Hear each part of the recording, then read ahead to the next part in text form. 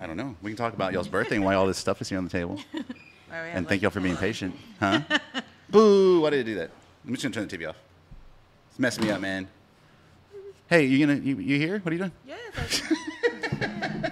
It's Are been photo. you here? You just got This here? is it. This is how we do the show. All right, which one do y'all want? We got the Brute Rose, and then we got Gina and Ninfa here. By the way, say hello, girls. Hello, girls. Hi. Oh, we got Everybody. Angels and Cowboys. Which one do you want? I'll start cracking it open. A Chardonnay or something? No, it's not Chardonnay. It's champagne. Oh, okay. It's No, y'all's birthdays. no. We got the cakes. Oh, We got thank the you. little the olive tree, I call it, or the olive brand. What is it Yeah. called? Olive. I was like, Ah, that's what's- really like cake Oh, number... Olive Blue is the name of the company. That's shout out to her. She number makes 3 incredible. or Towards your 4. birthday Yes, and cake number this 3 or is 4. So happy birthday to y'all. Both turned 40 this year. That's a big number, y'all. Ooh. Dang. Did y'all ever I'd be think looking good. at Age 40 y'all look the way y'all 99. look? That's amazing.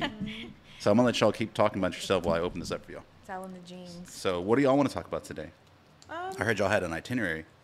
I don't prepare for these things. The only thing I do, I just bring gifts, Yes, and then we and just we go from there. appreciate it. Thank yeah. you. So we go from there. for Keep all going. this.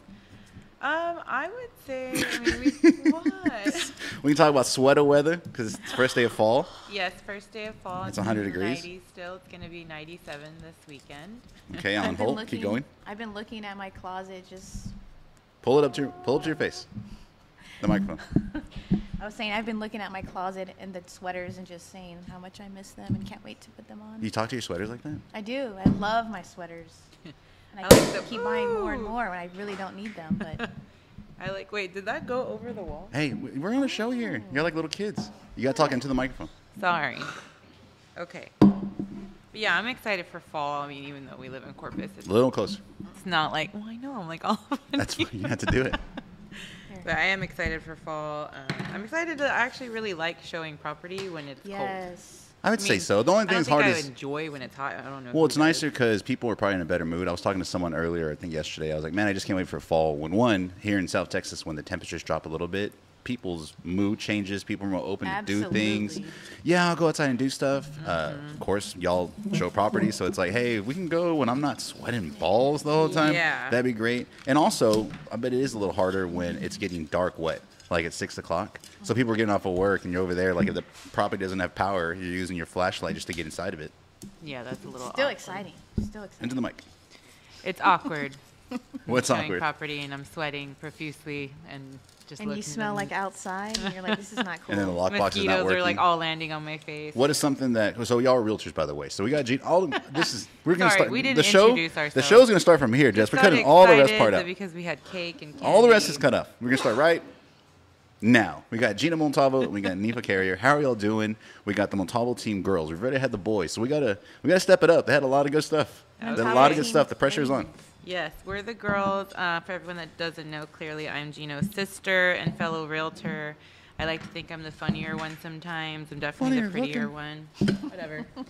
But I've been here with Gino on the team for about, 4 years already? I would say longer. I think it's. 4 Whoa, and a whoa, whoa, whoa! half? My bad. Oh, That's my bad. no, My bad. no. Chug it, chug. I'd say maybe 5 years. I don't know when did her license No. expire. That's not a topic of conversation.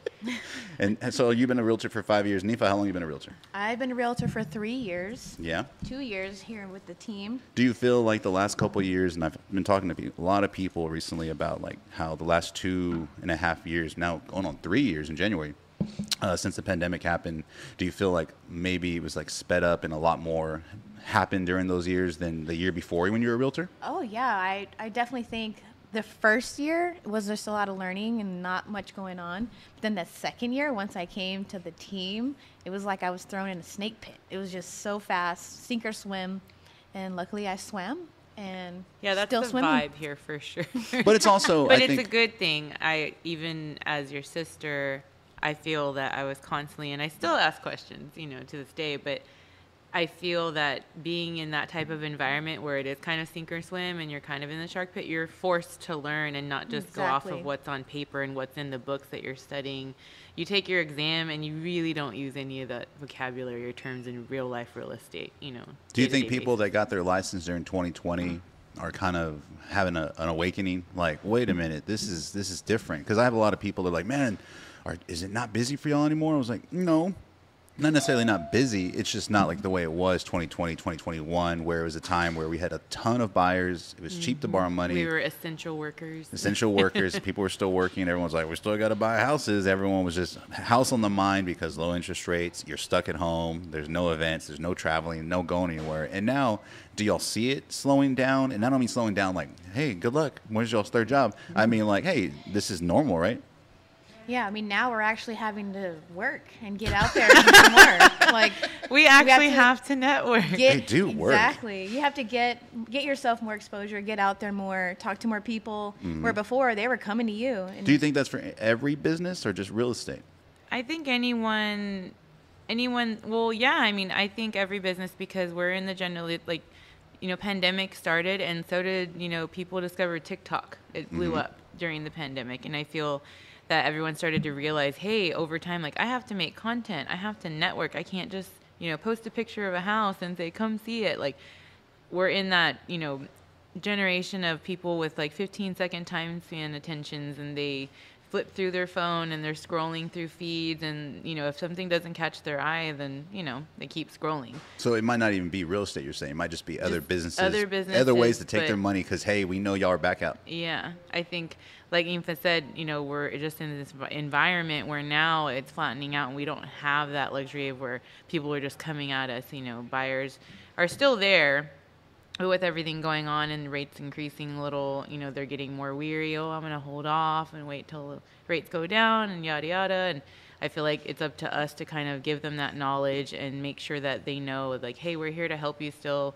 Don't be scared, you know, and basically give them content that they need to see every day. And definitely educating them, because back whenever it was that way, it was so fast where they were just kind of being pushed into doing it and saying, well, I don't want to miss this sale. Doing it. Everyone's doing it. I should do it too.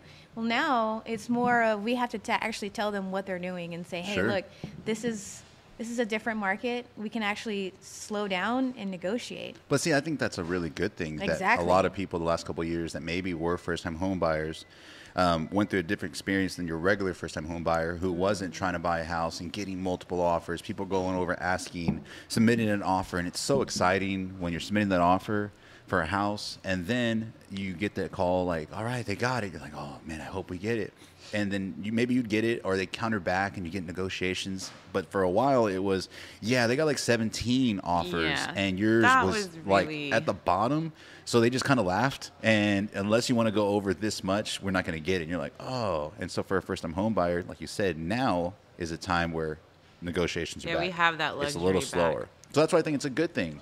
Where it used to be, I remember when we would get people approved with a lender and the lender would tell them, Gino's really good at getting closing costs. And then they were still saying that at a time where things were so difficult it was not to get a deal. I'm like, don't be telling them I'm getting closing costs. Like, I'm not even getting in the house. Like, they're so fast. Yeah. And so that's a good thing as well. Yeah, it's just slowing down. Now we have time to think. It's back to normal. Now we have time to educate them. Sure, and make smart decisions and not feel rushed, like you said. One of the things I've noticed, not only the last couple of years, I feel like everybody, like you said, took 2 years off and learned how to use social media. I'm starting to feel like the old realtor, and it's one of those things where when I first started, and me and Jess first started, and I was like doing stuff online and social media, I would post this or post that and be like, I'm killing it. No one else knows how to post. And now it's like, oh shit, every realtor I know. Everyone's a content creator. Everyone is an influencer. We're definitely in But it makes it to where you got to be careful who you listen to too, because there's a lot of just, like on any topic, when you go online, you see people talk about it. It's like, does this person really know what they're talking about, or they just have a ton of followers? Yeah. Like, do I trust this person, or do I look for somebody else? Maybe doesn't have as many followers, but has great information, not just telling me what I want to hear. Exactly, that's true. So, what do y'all think you do whenever you post online for social media? What do I do? What do you like to do? Like, what do you get the best? I like to use my humor. I feel humor for me, creating content, I want to kind of catch their attention. So more than always, I'll go for like the funny stuff, even if it's, I mean, I hate to say like not safe for work, but you know, it's not like we have a NSFW. It's not like we have a crazy HR department here. So I feel like we've made questionable TikToks back in our day, but I know funny stuff like when James and Abel made the one where they were dressed up as women, like And the couple that wasn't gonna get yeah, the like house, just stuff like that because it catches people's attention, and you might think, oh wow, do you think I'll actually get business from this? But surprisingly enough, you come off as approachable and just relatable and real. You're not just there like, hey, I want to sell you this house, come buy a house with me, let me sell your home, make money. Like people are like, oh wow, they're funny. Like maybe what, I have this random question about real estate, or I'm kind of scared to ask, but I'm gonna ask her because she seems pretty approachable and pretty funny. What did I text you all yesterday in the group chat? So we have a group chat with everybody within the team, and it's always just kind of every once in a while just dumb stuff. But occasionally I'll feel like motivational and be like, I'm gonna send them this. What did I text you all yesterday? About showing your face. And show your face. Mm-hmm. Show your face. Show your face. And it's one of those things that. It's one of those things where a lot of people, because they use social media for whatever business it is, like there's businesses that are out there and the person who runs the business never shows their face. And so you can't really relate to something if you don't know who it is. Maybe it's just hands, maybe it's just like graphics. And I see a lot of realtors, a lot of businesses do that where they're not posting themselves, they're not putting their personality into the business. Just like Pinterest photos of houses. Yeah, and it looks like you downloaded a Pinterest photo. Tips to realtors. It looks like you downloaded a photo off of Etsy. We know it costs $20. But it's kind of cookie cutter sometimes. It looks nice and it looks clean. And I've gotten jealous in the past where I've seen people post these things. I'm like, man, I wish my photos looked like a house that's not here in our market. But sometimes, that looks like a California. But I think as a consumer, I think a lot of people know. Like we know. Have you ever got those emails and they're from like TripAdvisor and it's like, hey, Texas deals happening, and then it shows Houston, Dallas, Austin, San Antonio, and it shows all these beautiful skylines and different like things. Laguna Beach. No, it shows it'll show Corpus, and it'll show like this beautiful blue water with palm trees. It's got to be like from Miami or somewhere tropical. I'm like, that's not from here. I think people know when you're posting stuff that's not from here, and there's nothing wrong with that stuff. But if I'm gonna go eat steak somewhere, I want to see a steak from your place. I want to see what your steak looks like. You want something that comes off as authentic. And I think also that's too is whenever I post on social media, I want to seem authentic, relatable, real life stories, not the Pinterest which is hard though. Stuff. It's hard to put yourself out there, and I get it. And that's why sometimes the stock photos are a lot easier. I can just download a ton of photos and post it. And I think in our market, it's nice to post those Pinterest photos, but I've always kind of told my buyers, it's something that if you're not in a certain price range, then you might not get that immediately. You might not get that Pinterest, TikTok home, but in the price range they're shopping in, we can always get you something, and you can go from there because it's all cosmetic, So that's something I have to kind of tell buyers when they're like looking at stuff that I may have posted in the past. So what's the old saying? It's champagne taste and a beer budget. And a beer budget, which is nothing wrong with that. But when it comes to purchasing a home, and we've all gone through this over the world. Is that me? Sorry. I think so. I was like, dang, we silenced our phones all night. I did as a computer. If we were at Alamo Draft House, you'd be kicked out, sir. Let me go ahead and put that on Do Not Disturb. That's my fault. I think that whenever you go through the process of buying a home, and I'm sure y'all have dealt with this, and I'd love to hear y'all's opinion, and I'll shut up because I talk too much on this podcast, I've been told. So after I say this question, I want y'all to just take it away.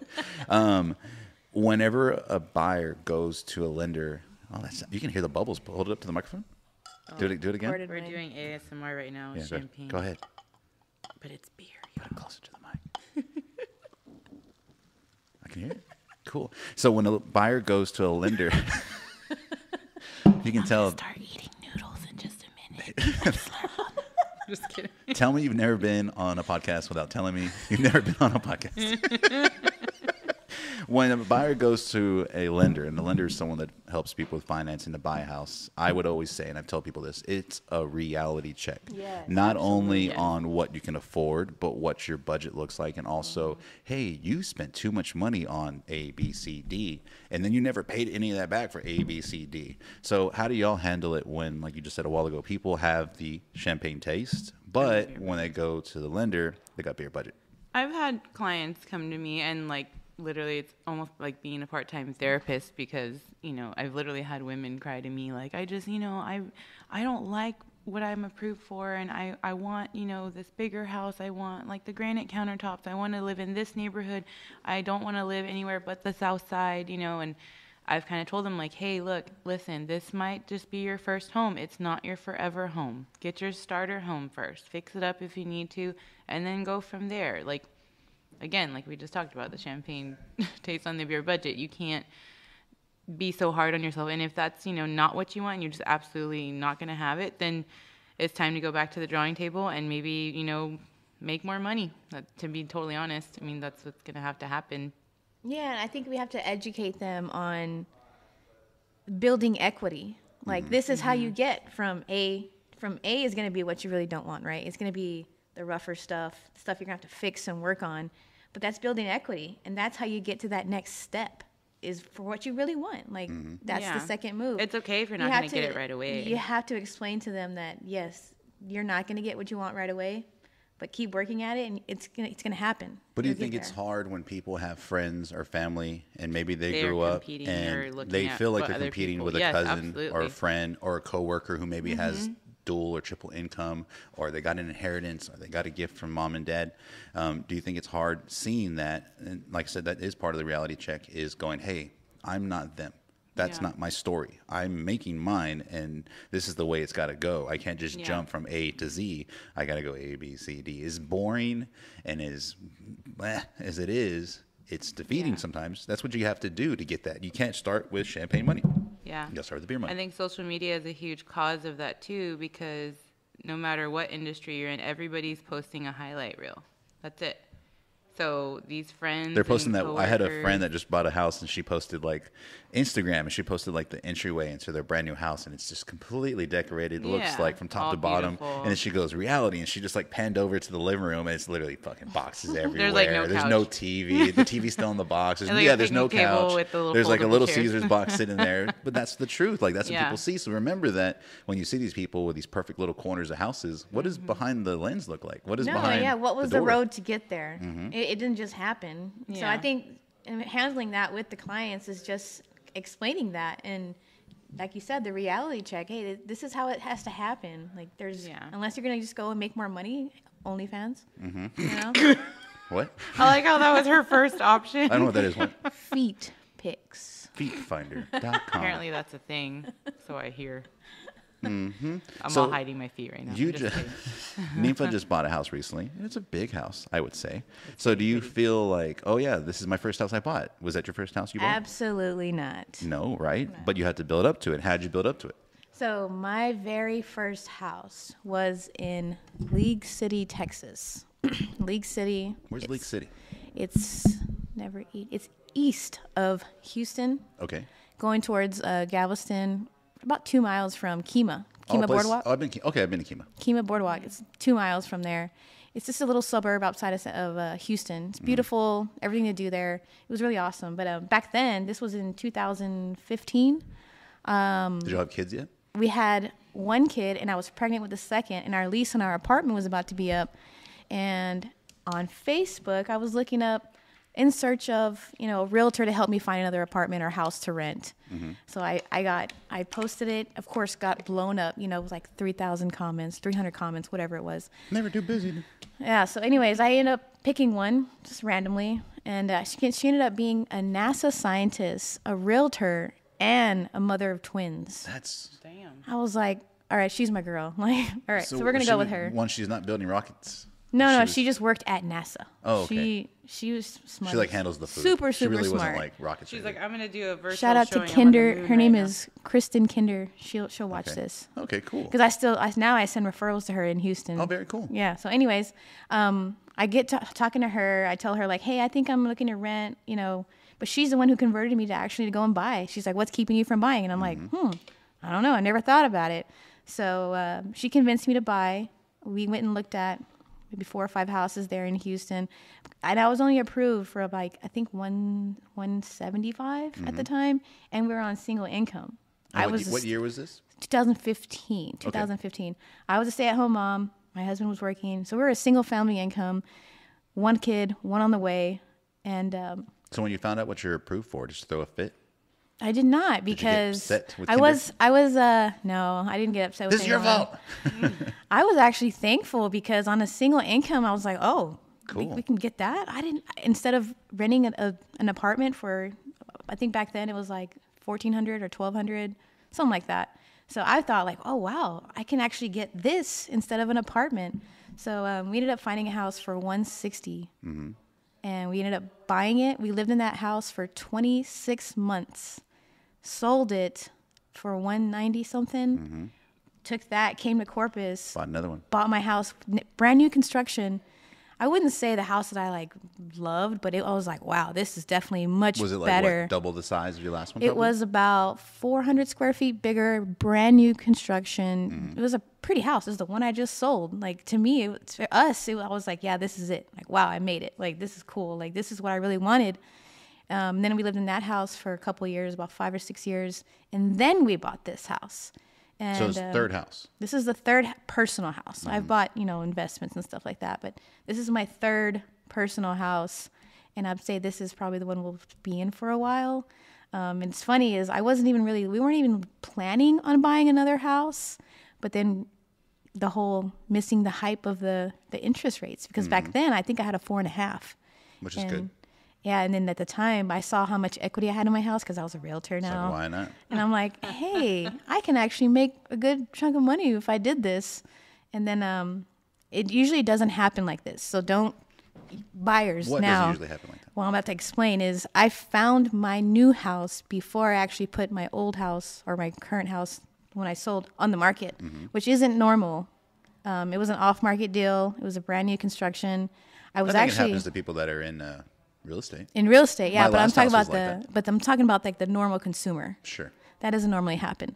But if they have a really good realtor like y'all, that has in the know. Exactly. And there is some houses in my neighborhood that are being built that I would love to help you buy. Shameless plug. Jessica, put my number right here on the screen whenever we're walking. But actually, I was trying to build for about maybe a year or two, and then this one popped up, and so Quinn and I did the numbers, and we thought, we can wait a year. We don't know what the rates would be in a year, or we can just buy this one and move in next month and get the rate next month. So that's kind of just how it all happened, and it ended up working out where we slid right under the garage door, where we didn't have to get the super crazy, not super crazy, but now the normal rate of 5-6%.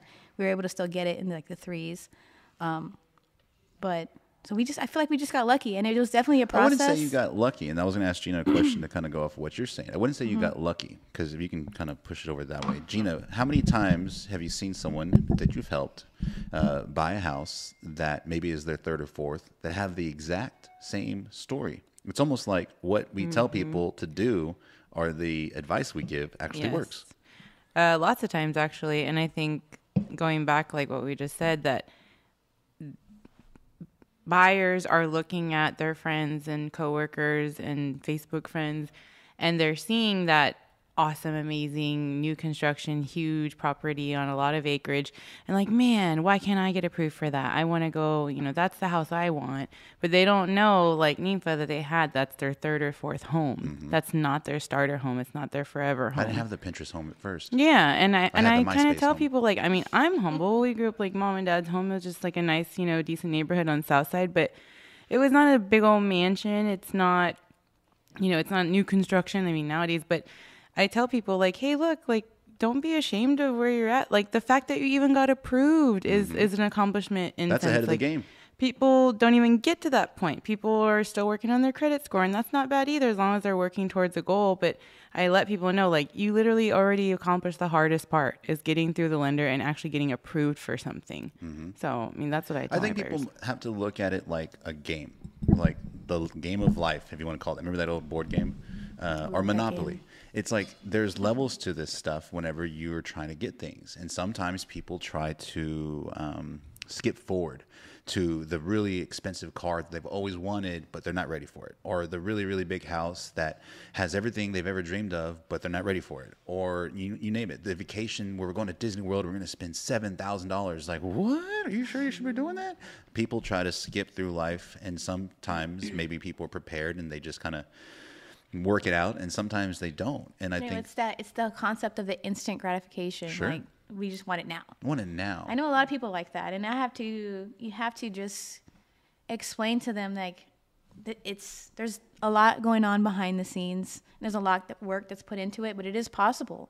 It starts with step one, and let's get you to step one at least. And, let's do it. Well, You can do so it too. that house you bought in League City, how much do you think? I'm not sure if you've looked it up. How much do you think that house is worth now? I wonder all the time. I'm sure it's 'cause, over 2, right? Probably you bought it for 160. Absolutely. It was all brick. It was like 1,600 square feet, 3-2, and it was a super nice little neighborhood. I'm sure it's probably in the threes, probably double of whenever I had it. Well, here's a hard thing that people are dealing with right now. They deal with, I feel, every single year, but the last 2 years have made it even more, is that, hey, 2 years ago, you could go buy a new construction home for here in town, $225, and you'd be like, oh my God, I love this house. I went and I bought a brand new home and it's a brand new neighborhood.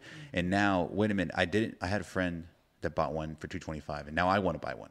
And the house is what? It's $300,000? Man, why the price? I'm just going to wait. And what happens? They wait. It's going to go And then up. next year, right now, it's what, September 2022. So September 2023, that same house for 300 is going to be around 340. You know, it's just going to continue to go up. Yeah, there's little stagnant points, but because it's supply and demand, it goes up. And I think people, they just realize, hey, this is what it costs now. Figure it out. Then you got to just jump on it. Oh, and to add into that, I can tell you my biggest bang for my buck was whenever I bought that new construction. That new construction house, the first one that I got, that sent me, when I was time to trade up, much, much more than that previous house, the very first one. The new construction equity just went through the roof, and that's kind of why I decided, well, maybe I can buy this other house. So that's, I guess, a piece of advice is if you can, the new construction is the fastest growing equity. Well, of Good course. strategy. Do you know why, though? Why would the new construction be? For anybody Because that of doesn't all know. the new development. Yeah, because all the things that surrounding are it. being built. The way I always tell people is that if you see new construction, the people who are building those new developments, the people that are the developers, or the landowners, well, the landowner is the one that sold it. The developer is the one that's developing the streets and getting permission from the city. Do you think they would go and spend millions and millions of dollars to put plumbing and utilities in this random field if they didn't think that, hey, this is where it's city's going to be. Exactly. They know that businesses are going to grow up and flourish schools, around they know that everything area. happening. Yeah. They know everything that's going on that land in the future that we don't. Yeah. So That's how you can separate a really good developer or builder from the ones that are building areas where you're like, why are they doing it over there? And then all of a sudden things start blowing up. Then the ones that build in just a random ass spot and then nothing ever goes up around it. It's like, did y'all just get that really cheap or why did y'all do that? yeah, exactly. So that's a weird, awkward pause y'all just gave me. Thanks. We're all just staring. Some more champagne. No. Who needs to be topped start off? slurring. That's okay. You slur most of the time anyway. You know what? Just because I have a lisp, everyone, I do. It's the way my bite is set up. It's just not my fault. Well, I guess I'll let y'all pick a topic now since we're just still going. We can cut this part out. I would say. What do you want to cover? What's the word on the street? Well, Gina had mentioned earlier about being women in the industry. When I was growing up, I didn't know what a realtor was. And then when I did know what a realtor was, it was a woman. So like stereotypically, a realtor is a woman. So the reason I laugh and I say that is like really the men's the minority, I would think, in the realtor world. Yeah, Don't you see how that? many Yeah, movies but- do you watch where it's a female realtor Always. showing Oh, yeah. always a And female? but I'm thinking in the opposite way where the men buyers, the consumers, are having a harder time trusting or believing what us That is women okay. Realtor, That is yes. a good point. That I have is to a say. huge. Why do you think that is? like the dad or the husband, they're like, well, We couldn't possibly know anything about foundation or plumbing or electrical plumbing, or any of found- that. You Like, know, we can't. roofing. Do you think that is from a certain type of buyer that you get that response? Yes, absolutely.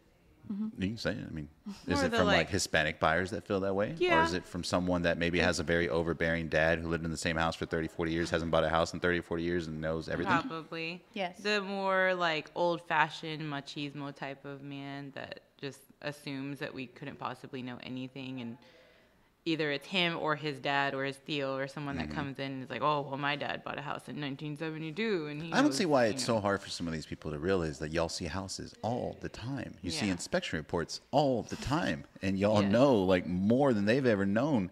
And that's probably one of those things that I'm sure y'all noticed this when y'all got into real estate. When you get into real estate and you start helping people buy homes, and if you don't know, when you buy a home, you get a certain amount of time to run inspections, and you get these big, long inspection reports, which could turn any house, even a brand new one, to a turd. You're like, wow, this house is needs to be condemned, and it's not. It's just that's the inspector's job. And so when you go through the inspections, you're like, wow, this is all things that are at my mom's house, or these are all things that are at my cousin's house. A piece of shit. They don't understand that guidelines are constantly changing for electricians, for inspectors.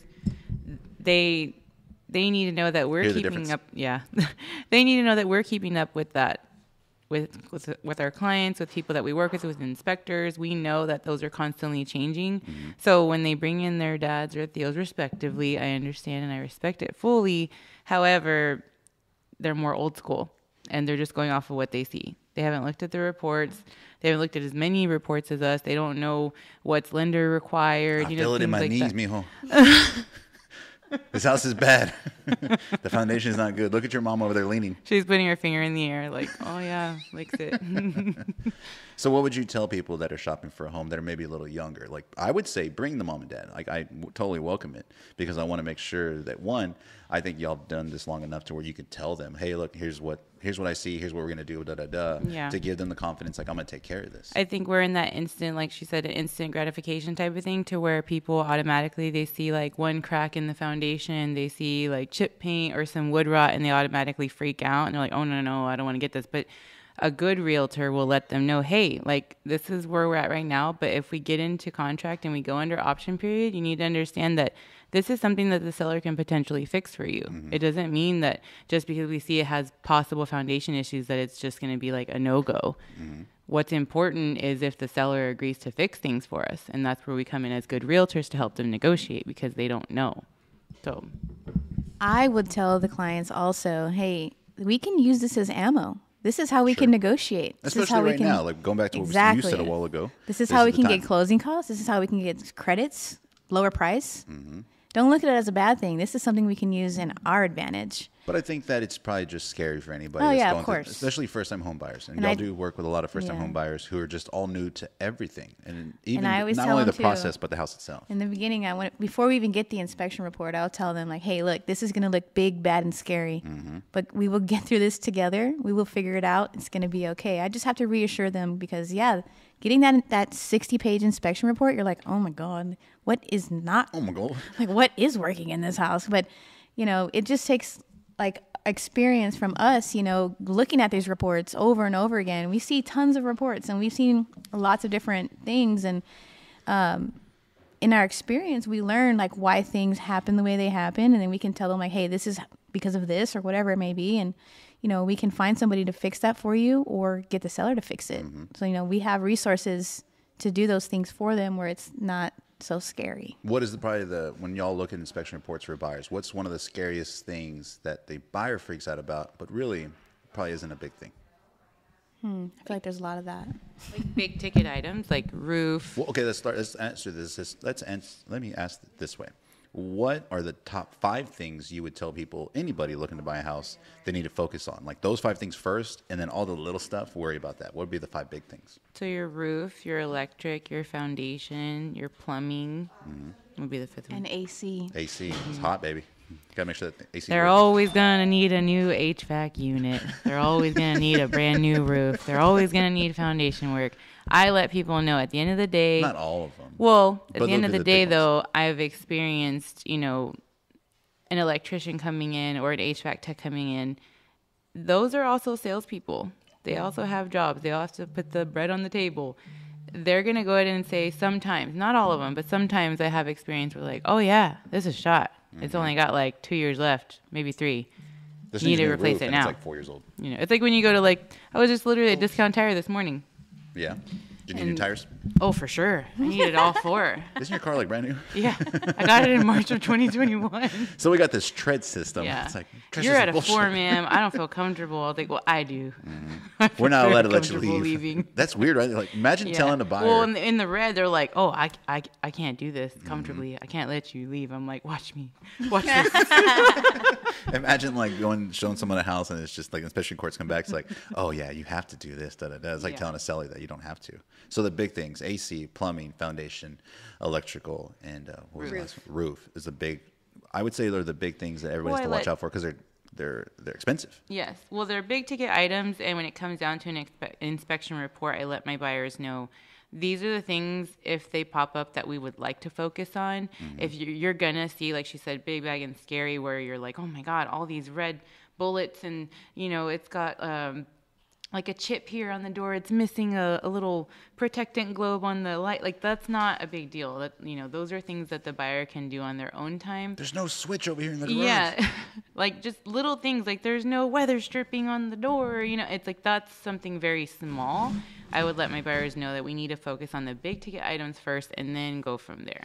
And we have to remind them that no house is perfect, not even a new construction house. And that's really weird that people think that. And I think a lot of it comes from just being scared, uneducated when it comes to what houses actually look like. And like I said, the reason I bring up that when I first started looking at inspection reports and I would see the things that were called, I'm like, oh, I see that all the time in houses. Not necessarily houses that I'm showing to customers or clients, but just houses that I'm going to that are friends and family. I'm like, oh, everybody's houses, that's just what houses do. Like, their houses, they deteriorate over time in certain areas, and depending on what it is, it can be something really expensive, or it can be something to where, like you said, you can use as ammo.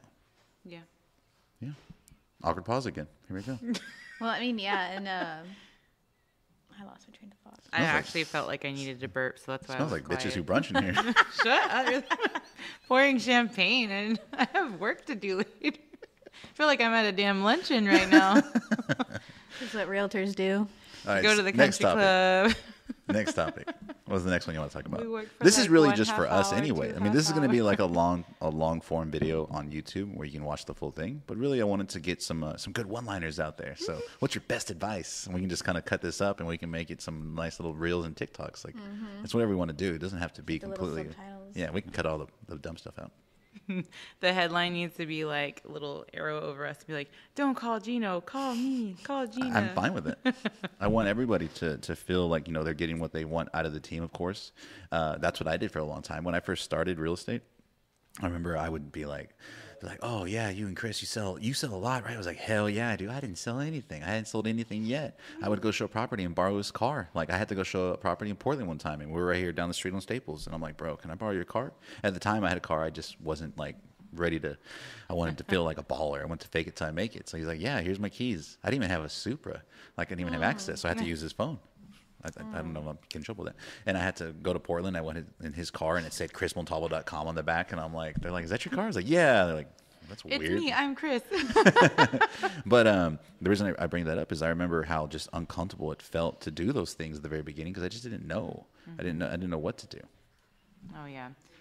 I mean, I guess like you said, the fake it till you make it. But That's what I'm saying, yeah. I feel, even to this day, sometimes I laugh because I constantly get confused for Gino via text, via email.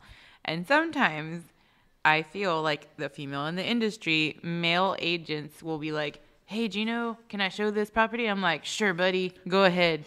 I don't even correct them because I'm like, you know what? They have more respect because they think they're talking to Gino and not Gina. Use it. I do all the time. I literally stop correcting people. I don't even say it. How do y'all see things happening for the rest of the year? So like right now we've reached a point, and right now this episode will come out like in October, middle of October. That's why I have the pumpkin, by the way.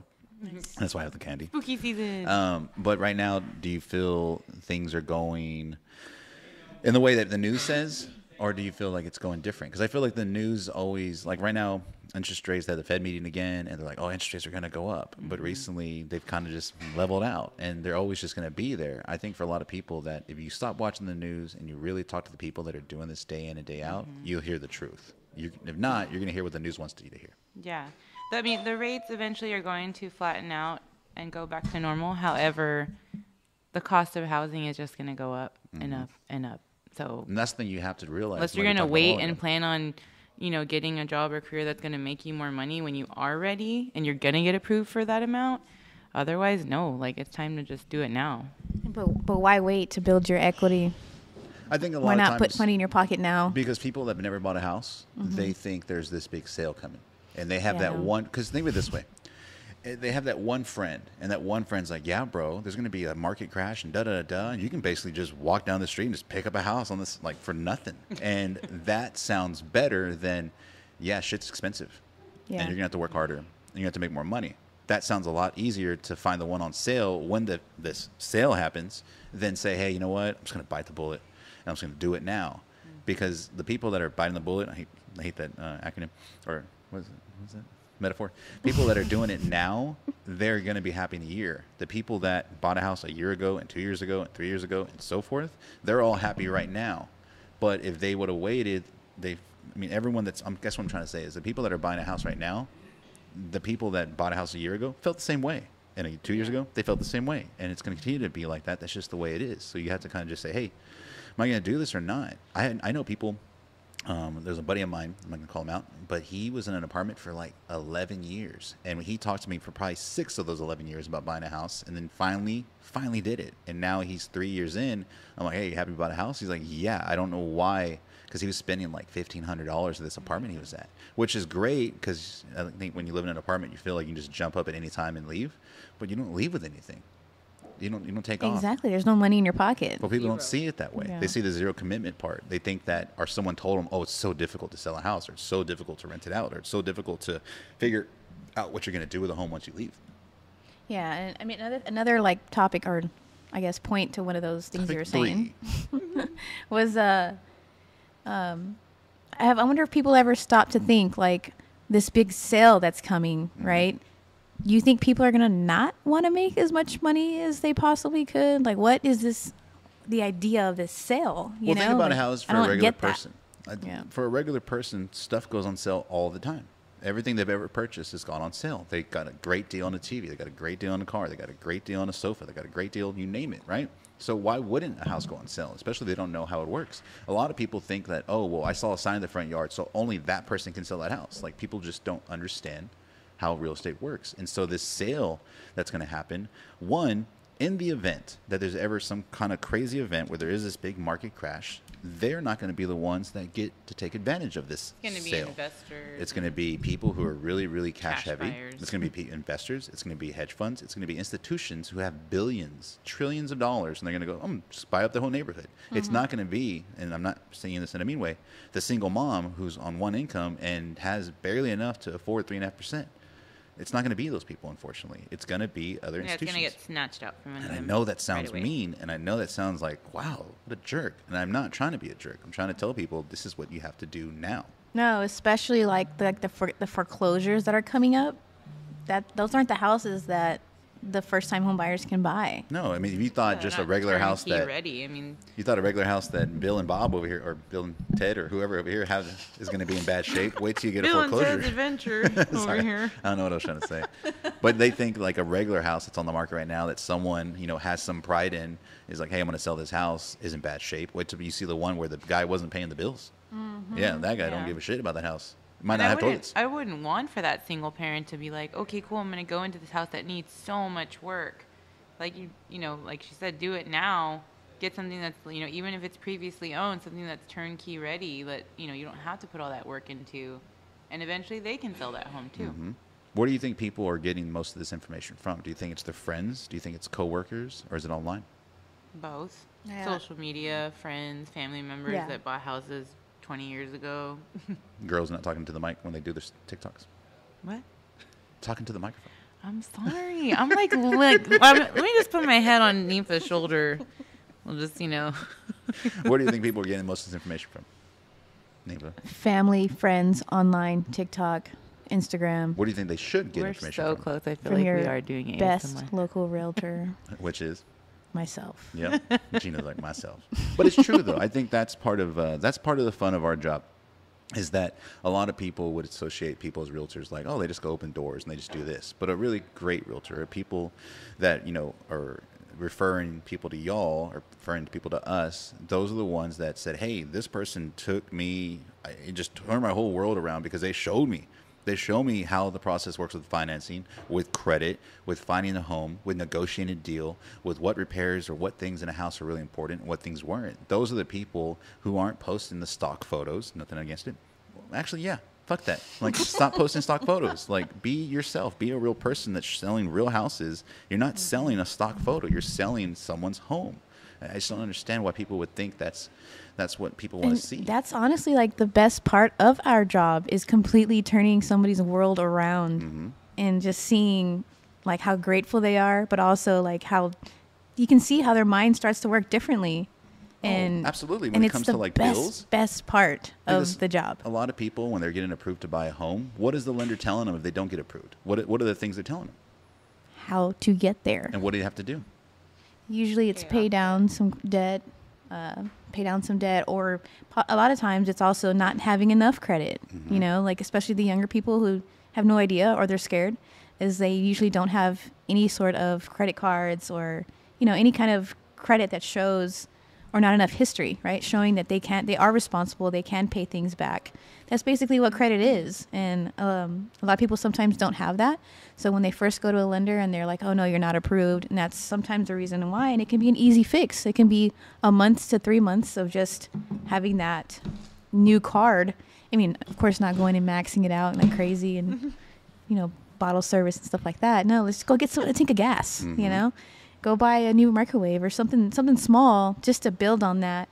And I think that's also something really rewarding for us to see, is just somebody's mindset change, and kind of, I hate to say it, but like mature. You know, it's financial it's maturing, maturity, yeah, and it's literacy. You're actually learning and knowing what to do. And welcome to adulthood. You know, the hood. Well, especially when people, like you said, when you go to a lender and they tell you no, and like you said, it's more than likely going to be bad credit. It's going to be, hey, you don't have enough credit history. And so they're going to tell you to do those things you just mentioned. And then when you get done and when you get to, hey, closing day, you got approved, you got this house now, you're going into a house. Not only are you going into a house that's going to start building equity, but all that bad credit, all that debt you were carrying around for a long time, the high interest rate loans, all those different things, they're gone. Like you got rid of it. You cleaned the slate. So you're going into it like all this off your shoulders. And a lot of people don't realize, like you said, the reason they feel different is because they don't have that anymore on them. They got rid of it. It's like, oh, wow, like I was really worried about the payment here, but I was really glad that during this process, I paid off all my debt. And I think it's really, really important for agents, like to, of course, educate their clients, but also to follow up. That's one thing that I'm guilty of in the past, is just not following up. Like maybe you have that client that inquired about getting approved. Maybe they didn't, they had to work on their credit. Maybe we send them off to a credit repair, but following up, like, you know, 2 to 3 months or a month or a year, even 6 months, and saying, hey, like, what have you done to accomplish? You know, are you where you want to be? Because that kind of happens. They get discouraged and they fall right back into their old patterns. And I'm guilty of, you know, like kind of that, you know, lead getting lost in the emails where it's like, oh man, I never followed up with that person. And it's not to follow up just because, oh, I want a sale. It's to follow up because you genuinely want to help that person get to their goals, because they just get discouraged and immediately think, oh, well, I'm never going to get there.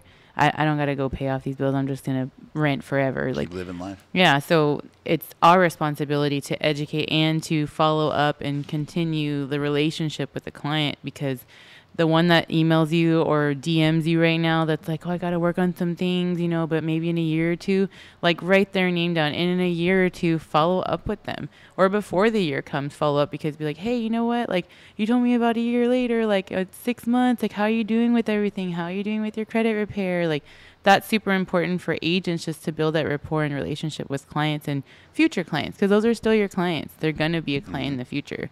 And like I said, I'm guilty of, you know, not following up or just kind of saying, oh, you know, they'll work on it, but we just kind of fall right back into our old patterns, you know. So like back into like your follow-up thing is not only just say, hey, how are you, but also give them advice of like, hey, like this would be a good idea for you to do this, right? Like if it's pay off something, or, you know, kind of find out a little bit more about their situation and what they actually need to get there. Find out from the lender, or just straight up ask them. Act like you actually care and want to get them to that spot, to that place where they're better off, not only in financially, but in life. They're less stressed and things like that. So sure. I think with the follow up, but also make that follow up like meaningful, I guess, or actually getting there, not just like, hey, what's up? That's one thing that I've seen over the last couple of years. I would say 2 to 4 years. I've seen more and more agents educating people, not only on, hey, this is FHA, this is a VA, this is a conventional loan, this is blah, blah, but just on general life, how to save money, how to fix credit, how to, you know, think of things differently than we've been taught our whole lives, either through school or relatives or friends who maybe went through this process but weren't educated. It's like, I don't know, dude. I signed here and I got a house.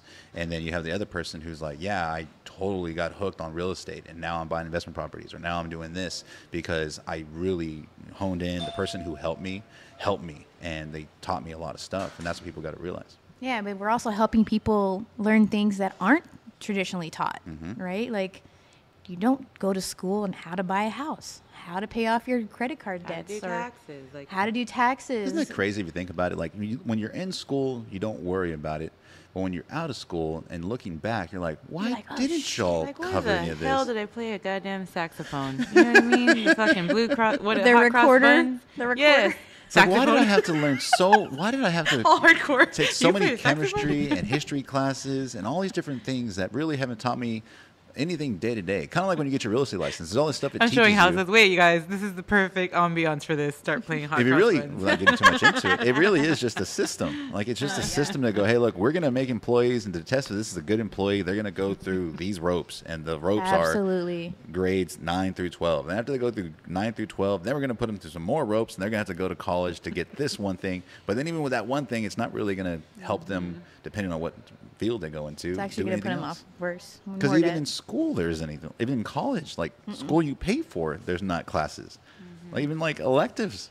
Yeah. Hey, you know what's kind of cool that I'm kind of thankful for? Because I went to like a small farm town, right? Where like I had like 20 kids in my class. No way. Where? Wait, Runge, like your Texas. graduating class? Yeah, I graduated with Oh, wow. 18 people. What was the school called? Runge. Where's Runge? It's about 2 hours north. I'm like, is it where they filmed Tu Wong Fu or something? I think it's northwest. I'm terrible with directions, but it's northwest. The mayor is Rango. The mayor was my cousin. Are you being serious? Oh, wow. And the sheriff. And the sheriff. And the doctor. And the fireman. No, I learned how to change a tire when I was like a junior in high school as a girl, and I learned how to weld, which is like random. I think a life lot of that crap. has to do with I think the, it's a smaller the school. community. Yeah, they're like, all right, guys, I'm not sure what else to tell y'all. We don't got anybody that knows history, so we're just gonna do just regular. Here's how to brush your teeth. I mean, I learned how to like debone, like defeather and debone a chicken. No, For real. It was that kind of school. Yeah, Should've brought a like chicken. out in Y'all- the farm. So was it like a pet chicken the school had, or what? Yeah, was they had a chicken. They brought in a chicken. It was like already dead, but we had to pluck the feathers. We had to like take off the bones. And Gino's like, it's good that Debone you it. mentioned that he like whops the chicken out. He's Show like, us, "Here, Ninfa. show us." Teach us. No, my grandma really did used to do that though. We had Wow. chickens, and my grandma would grab them by the neck, and yeah, kind of gruesome stuff. But we're anyway. talking about the new Saul. What are we talking about here? Ninfa has a dark I'm side. like, this isn't the Jeffrey Dahmer Well, documentary. we finished one bottle, so here's what we're gonna do. I think we're gonna start wrapping stuff up. But y'all finish one bottle. I want y'all to enjoy the olive blue charcuterie board. We can go ahead and start putting some candles in y'all's cake because y'all's birthday was last week. Was it last week? Mine was. God, Mine time's was flying No by. way. What Yeah. is today? Today's the 22nd. Gino thought I was going to be Oh, my like birthday was almost 2 40. weeks. I thought you were 38. Like, nah, bro. How old you turn if you don't mind saying? 38? A woman never reveals her age. I'm Good just thing you're not a kidding. woman. 33. I'm the young, ripe age of 33. Dang, girl. 7 kids? Here, put 7. put some over there. Well, guys, thank you all for coming on today. I do appreciate y'all. This actually went a lot faster than I thought it was going to go. Sorry I was late today, but, this is one of those things that I have a lot of fun doing, and especially when it's people we know. It makes the conversation very, very easy.